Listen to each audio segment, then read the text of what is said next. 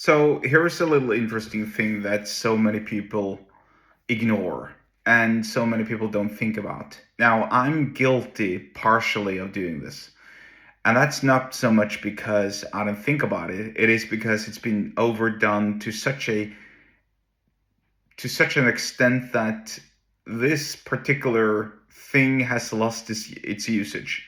But in certain ways or in certain, I guess, contexts, it's still very, very valid. In fact, I want to say actually, after listening to this, how invaluable it can be. And that is namely the usage of emojis.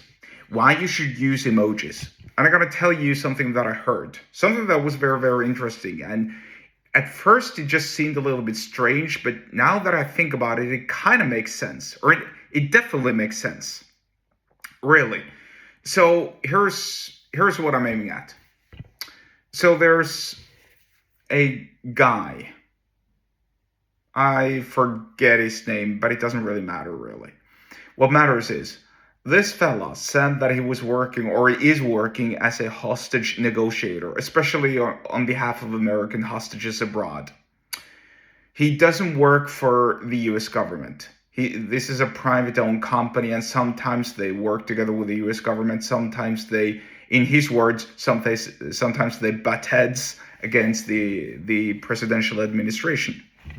However, here's something that he said. He said that whilst you're texting with these hostage capturers, or whatever you want to call them, whether whether it is an ambassador or some government representative, or I don't know, maybe a terrorist, whoever, those who capture the hostages or those who represent the captures of the hostages, you have to use emojis, because if you're just texting, it makes you tone deaf. There is no empathy coming forth. There is no emotion coming forth. And in fact, the usage of empathy is so important. It's very, very important. In fact, everybody should have empathy. Now, and I think that most people watching this, in fact, I bet nearly all people who are watching this have empathy. Either they're completely psychologically, I don't know,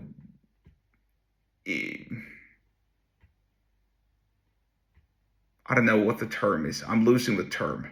They're either a psychopath, really, or a sociopath, and or maybe just some lunatic who doesn't even feel feelings or doesn't feel emotions, or they're a pathological liar. They just lie. Now, I think that less than maybe not even 1%, maybe 0.001% of everyone could be categorized as a sociopath, maybe even less than that. It's a very rare disease. So most people who are watching this clearly have empathy. Now, I want to talk about something else, something that, who was it that said that? It wasn't Jim Camp, but it was somebody else who was doing, Chris Voss, was it? Chris Voss. He said that, because this is another hostage negotiator. He said that whenever you're dealing with these hostage capturers, these terrorists who capture hostages or who just want ransom or whatever, you have to see things from their side. That's so important. In fact, that's the only reason many times why they even want to talk to you in the first place. It is because you're able to see things from their side. In other words, you have empathy for them. Now, that doesn't mean that you agree with them. It certainly doesn't mean that. And it certainly doesn't mean that you should support them in what they're doing, but it does mean that you actually agree with them. And that's big. Because if they feel heard, they feel included, and they're more likely to listen to you. It really can't be understated. The whole thing about belonging together to someone, belonging together and feeling included. It really can't. And so one of the things you should strive to, whenever you're talking to somebody, especially when you're trying to sell them something, is to use emoji. Well, it's not use emojis. Well, maybe it is, really. If you're the type like me, because me personally, I hardly ever use emojis, To me, they're overused all the time. I'm sick and tired of reading them, and it just makes everything look less professional. But in the right context, I guess there could maybe be a usage for it. It just means, the best thing is, of course, meeting in person, right? Nobody would ever deny that.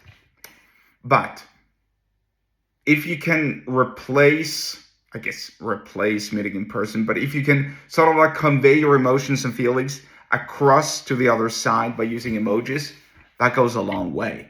So the lesson really is learn to use emojis, use them properly, and use them to convey empathy for the other side, because that will go a long way in persuading them.